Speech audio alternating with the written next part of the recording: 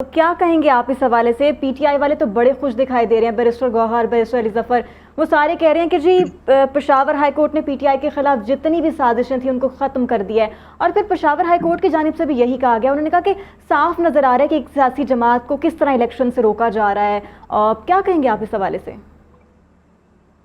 देखिए, कोई नहीं रोक रहा, शोर मचाया जा रहा है और ये एक्सरसाइज की जा रही है, ये शोर मचा के झूठी खबरें फैला के कि 8 फरवरी के इलेक्शन को किस तरह कंट्रोवर्शियल बनाना है।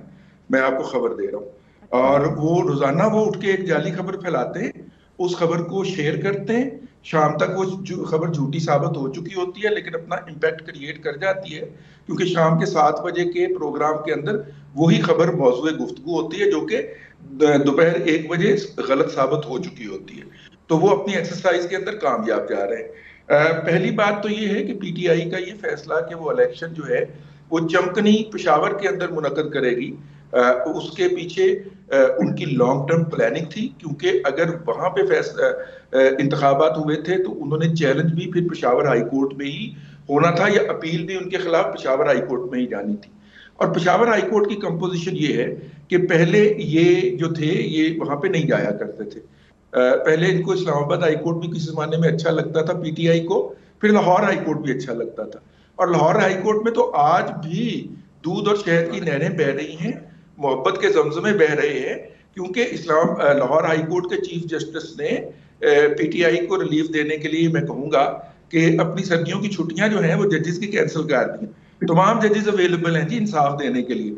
अच्छा, लेकिन वो उस जुरिस्डिक्शन में किया ही इसलिए इनकाद किया था उन इलेक्शन का, ताकि पेशावर हाई कोर्ट में जहां पे के पहले चीफ जस्टिस के रिटायर होने का इंतजार किया गया, हालांकि केपी का कोटा था और उनको एलिवेट किया जा सकता था, सुप्रीम कोर्ट में नहीं किया गया। फिर जब जस्टिस हिलाली साहिबा जो है, मुसरत हिलाली साहिबा चीफ जस्टिस बनी, एक्टिंग चीफ जस्टिस, तो उनको इमीडिएटली सुप्रीम कोर्ट बुला लिया गया, उनको एक्टिंग ही रखा गया और फिर उनको सुप्रीम कोर्ट एलिवेट कर दिया गया। बुनियादी तौर पे मौजूदा चीफ जस्टिस साहब को लाना था और ये प्लानिंग थी जनाब उमरता बंदयाल साहब की, वो कामयाब हुई and that planning is delivering, कि वहां से थोक के हिसाब से रिलीफ मिल रहा है।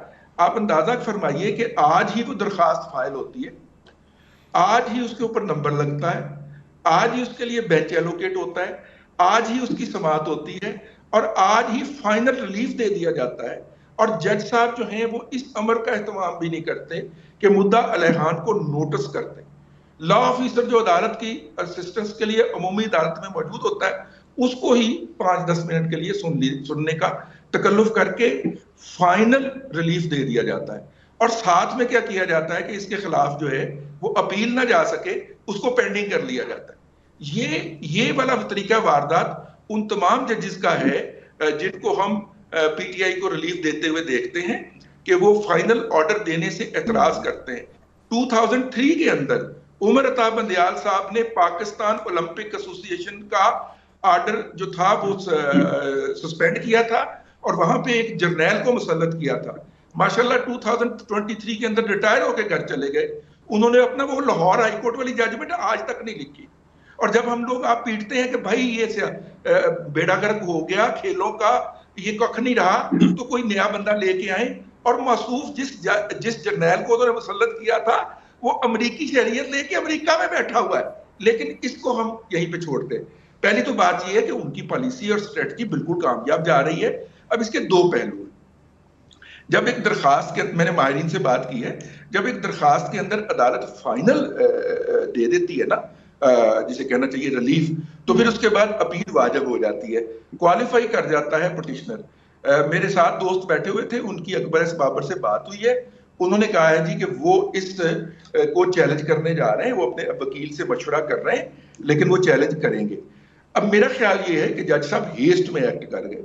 अगर ये मुतलका फ्रीकैन को बुला के सुन लेते और उसमें कोई हफ्ता 10 दिन लग जाते और उस हफ्ता 10 दिन लगने के बाद पीटीआई के या इस फैसले को चैलेंज में करने वालों के पास वक्त ना बचता और पीटीआई को ये फाइनल रिलीफ मिल जाता।